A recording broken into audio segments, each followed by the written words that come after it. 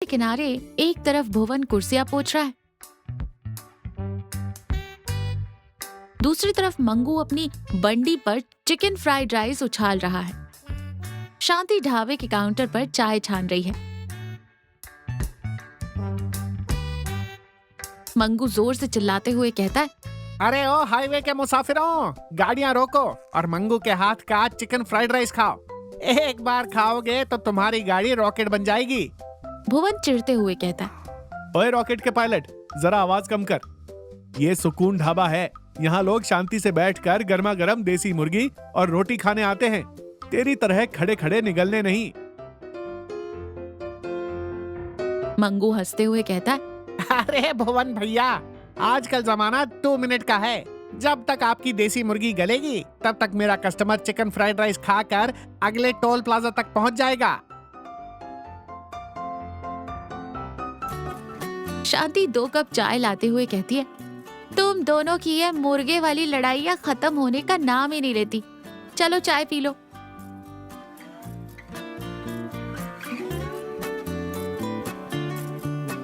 मंगू चाय की चुस्की लेते हुए कहता है, भाभी जी, आपके हाथ की चाय में जो जादू है ना, वो भुवन भैया की बातों में कहाँ। तभी हाईवे पर एक सफेद रंग की कार अचानक ब्रेक मारकर रुकती है। कार में से कविता बाहर आती है। वो बहुत परेशान और घबराई हुई लग रही है। कविता तेज कदमों से ढाबे के अंदर आती है। वो फोन पर किसी से बहस कर रही है। अरे ऐसे कैसे नहीं मिल रहा? मैंने कल दोपहर को उसी रास्ते से कार निकाली थी, प्लीज एक बार और चेक कीजिए। और फिर फोन काटकर सिर पकड़कर कुर्सी पर बैठ जाती है। मंगू अपनी बंडी छोड़कर ढाबे में आता है। क्या हुआ मैडम जी, कार का टायर पंक्चर हो गया क्या? आप टेंशन मत लीजिए, गर्मा गर्म चिकन फ्राइड राइस खाइए, आपके दिमाग का इंजन ठंडा हो जाएगा। भुवन मंगू को पीछे धकेलते हुए कहता है, हर जगह तेरा फ्राइड राइस नहीं चलता। मैडम जी, पहले आप पानी पीजिए। कोई परेशानी है क्या? कविता रुंधे गले से कहती है, मेरा एक लाल रंग का बैग कल इस हाईवे पर कहीं गिर गया है। मैं कल इसी रास्ते से गई थी, मुझे लगा शायद आपके ढाबे के पास छूट गया होगा। शांति प्यार से कहती है, बेटा कल तो तुम यहाँ रुकी ही नहीं थी, क्या उस बैग में बहुत सारे पैसे या गहने थे? हम पुलिस को फोन करें?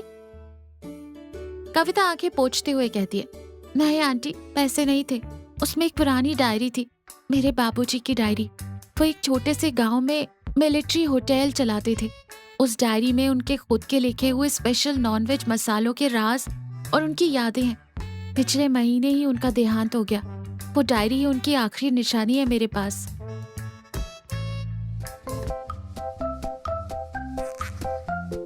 ढाबे में एकदम सन्नाटा छा जाता है। मंगू और भुवन के चेहरे की हंसी गायब हो जाती है।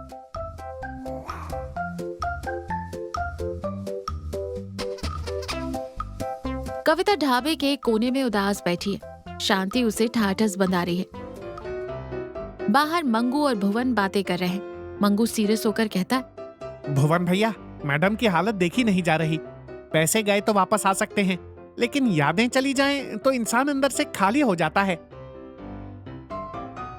सही कह रहा है मंगू।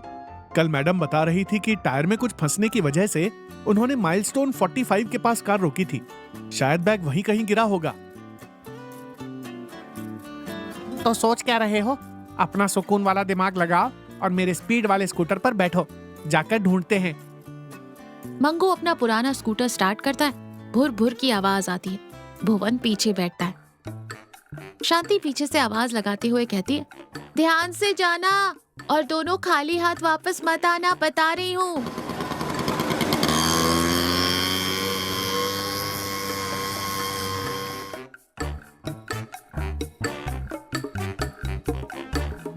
मंगू और भुवन थके हारे धूल से सने हुए ढाबे पर वापस आते हैं। दोनों के चेहरे लटके हुए हैं। कविता उम्मीद से खड़ी होकर कहती है, क्या हुआ, कुछ मिला?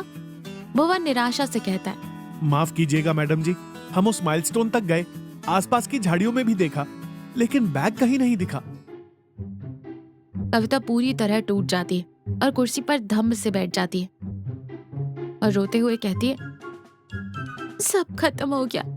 इस मॉडर्न भागदौड़ और मीटिंग्स के चक्कर में मैं इतनी अंधी हो गई कि पानी पीने के लिए मैंने वो बैग कार की छत पर रखा और उसे उठाए बिना ही कार ड्राइव कर दी।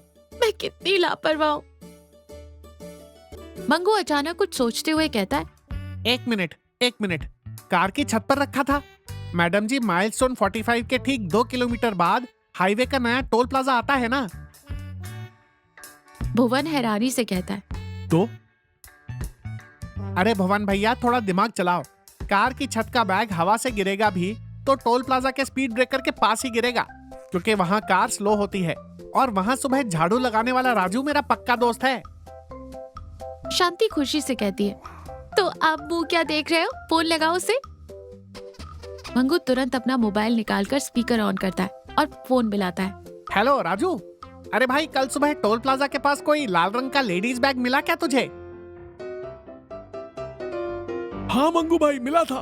मैंने उसे टोल प्लाजा के मैनेजर के ऑफिस में हिफाजत से रखवा दिया है। उसमें कोई पुरानी किताब जैसी थी, तो मुझे लगा कोई ढूंढते हुए आएगा। ये सुनते ही कविता के चेहरे पर जो खुशी आती है उसे शब्दों में बताया नहीं जा सकता। शांति मुस्कुराते हुए कविता के सिर पर हाथ फेरती है